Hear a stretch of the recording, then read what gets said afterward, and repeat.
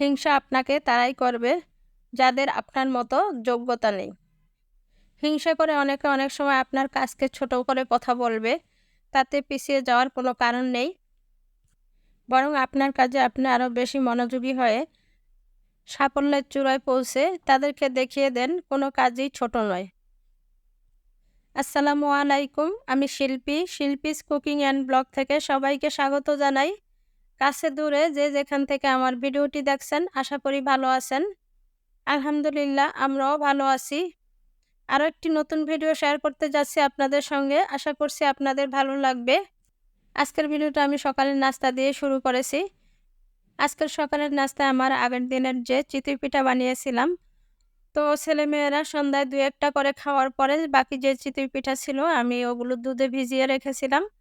আর চিতই পিঠা ছিল আর রুটি বানিয়ে নিয়েছি আগের দিনের গরুর মাংস ছিল। তো ওটা দিয়ে আজকে সকালের নাস্তা সেরে নিয়েছি। নাস্তা শেষে দুপুরে রান্না করতে চলে এলাম। এখন যেটা হচ্ছে আমার রেগুলার সমস্যা সেটা হচ্ছে যে গ্যাস থাকে না।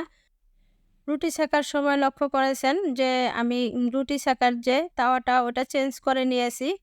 আমি একটা ফ্রাই প্যানে পরে রুটিগুলো সেকেছি। কারণ আমার যে রুটি সেকার ওটার নিচে ডাবল লেয়ার দেওয়া। তো এতে করে গ্যাস বেশি প্রয়োজন হয়, একটু হিট হতে সময় লাগে। তাই আমি ওটা চেঞ্জ করে পরে ফ্রাই প্যানে সেকে নিয়েছি। যাই হোক, আমি দুপুরে রান্নার জন্য এখানে হাঁসের মাংস রান্না করেছি আলু দিয়ে হাঁসের মাংস রান্না করেছি আর রাইস কুকারে ভাতটা রান্না করে নিয়েছি। আমার হাঁসের মাংস রান্নাটা হয়ে গেছে। আমি শেষের দিকে একটু টালা জিরার গুঁড়া আর গরম মসলার গুঁড়া দিয়েছি।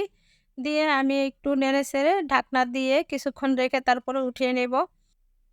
গ্যাস যেহেতু খুবই কম তাই আমি একটা চুলায় রান্না করে নিচ্ছি, একটা চুলা অফ রেখে। তো এই তো আমি হাঁসের মাংসটা উঠিয়ে এখানে কচু রান্না করে নিচ্ছি। তো এই কচুটা আমি যেভাবে রান্না করি সেভাবে আসলে আমার বাসার সবাই খুব পছন্দ করে আর খেতেও খুব মজা হয়। কচু শাক রান্না করতে, করতে আমাদের এক প্রিয় আপুর কথা আমি আজকে আমার এই ভিডিওতে বলবো। আমাদের প্রিয় মেহরিন রাপা চ্যানেলের মেহরিন আপুকে তো হয়তো অনেকেই চেনেন। আপু কিন্তু আমাদের সবাইকে অনেক সাপোর্ট করেছেন। সবসময় আমাদের ভিডিও দেখেছেন। তো কোনো এক কারণে আপুর এই চ্যানেলের ভিডিওগুলো সব ডিলিট করতে হয়েছে। আপাতত আপু এই চ্যানেলে কোনো ভিডিও এখন আর আপলোড দিচ্ছে না। তবে আপুর আরেকটা চ্যানেল আছে, রাফা ড্রেস ডিজাইন। আপনারা চাইলে আপুর এই চ্যানেলটা একটু ভিজিট করতে পারেন আর আপুকে সামনে এগিয়ে যাওয়ার জন্য সাহায্য করতে পারেন। কারণ আমরা এখানে সবাই একজন আরেকজনের সহযোদ্ধা। সবাই কিন্তু একই সাথে থেকে কাজ করছি। এতদিন যে আপুটা আমাদের সাথে থেকে আমাদেরকে সাপোর্ট করলো, আশা করছি আপুর এই অসময়ে আমরা সবাই আপুর পাশে থেকে আপুকে সাপোর্ট করব। এই তো আমি কথা বলতে, বলতে আমার কচু শাকের যে রান্নাটা করে নিচ্ছি। আমি কিন্তু কচুটাকে প্রথমে একটু ভাপ দিয়ে নিয়েছি। আর ভাপ দেওয়ার কারণে কচু থেকে আপনারা হয়তো লক্ষ্য করেছেন অনেক কালো একটা পানি বেরিয়েছে। তো এই কালো পানিটা আমি ফেলে দিয়েছি। আর এখানে আমি সিমের বিচি সিদ্ধ করে নিয়েছি। আর আমি এখানে আদা বাটা, রসুন বাটা, জিরা গুঁড়া, ধনিয়ার গুঁড়া এবং তেজপাতা দিয়ে আমি সিমের বিচিটাকে হলুদ গুঁড়া, মরিচের গুঁড়া দিয়ে সিমের বিচিটাকে একদম ভালোভাবে সিদ্ধ করে নিয়েছি। যেহেতু কচু শাকটা আমার ভাপ দেওয়ার সাথেই সিদ্ধ হয়ে গেছে। আর সাথে দিয়েছি ইলিশ মাছের ২টা লেজ কাটা বেছে আমি কাটাগুলো রেখে মাছটা দিয়ে দিয়েছি। আর ইলিশ মাছের লেজটা আমি হলুদের গুঁড়া, লবণ আর হালকা একটু মরিচের গুঁড়া দিয়ে রান্না করে নিয়েছিলাম। কাঁটাটা বেছে দিয়েছি এতে করে খাওয়ার সময় আর মুখে কাঁটা লাগবে না। আমি এখন আগে থেকে ভাপ দিয়ে রাখা কচু এবং শিমের বিচি, মাছ একসাথে কিছুক্ষণ জাল করে নেব। মানে কচুর মধ্যে যে পানিটা বের হবে কচু থেকে একদম ভালোভাবে আমি শুকিয়ে ফেলবো। আমি কিন্তু আলাদা করে কচু রান্নায় কোনো পানি ব্যবহার করিনি।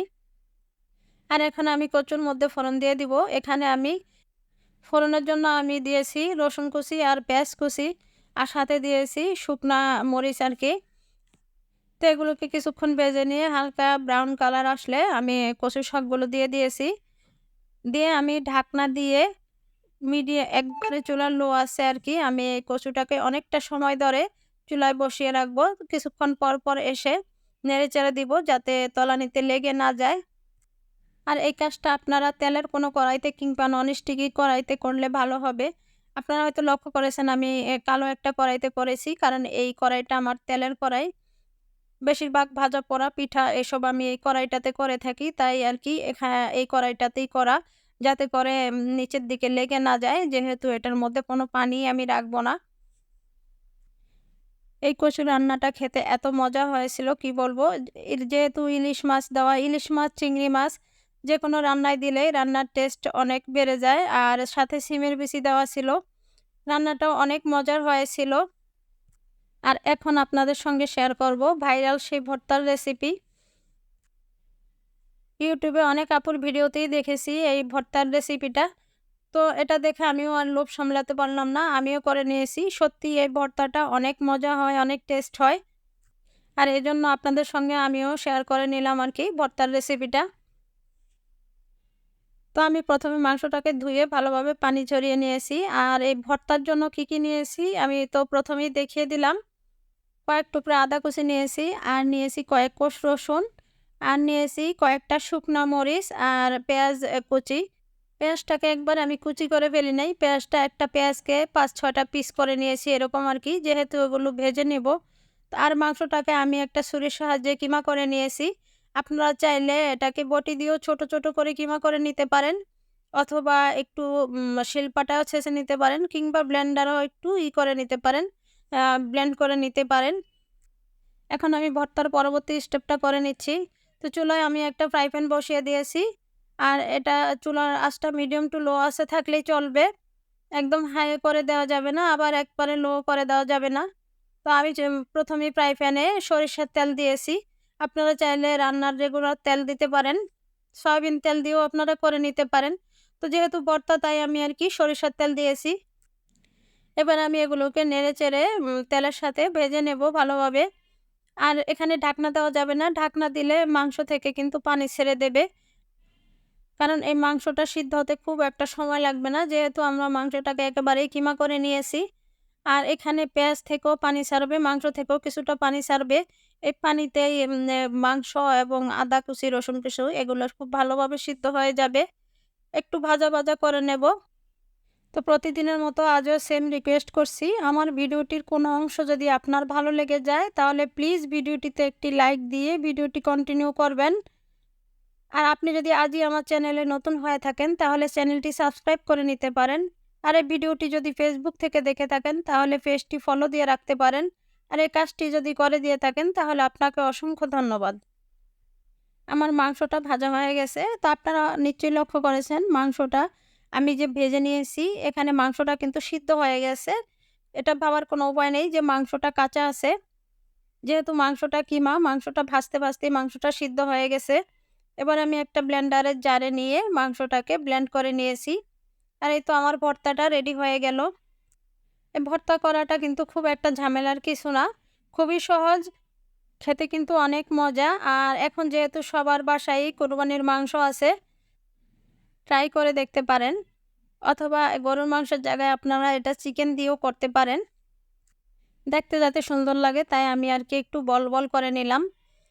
আজকের মতো আমি ভিডিওটা এখানেই শেষ করছি। সবাই ভালো থাকবেন, সুস্থ থাকবেন। আল্লাহ হাফেজ। আসসালামু আলাইকুম।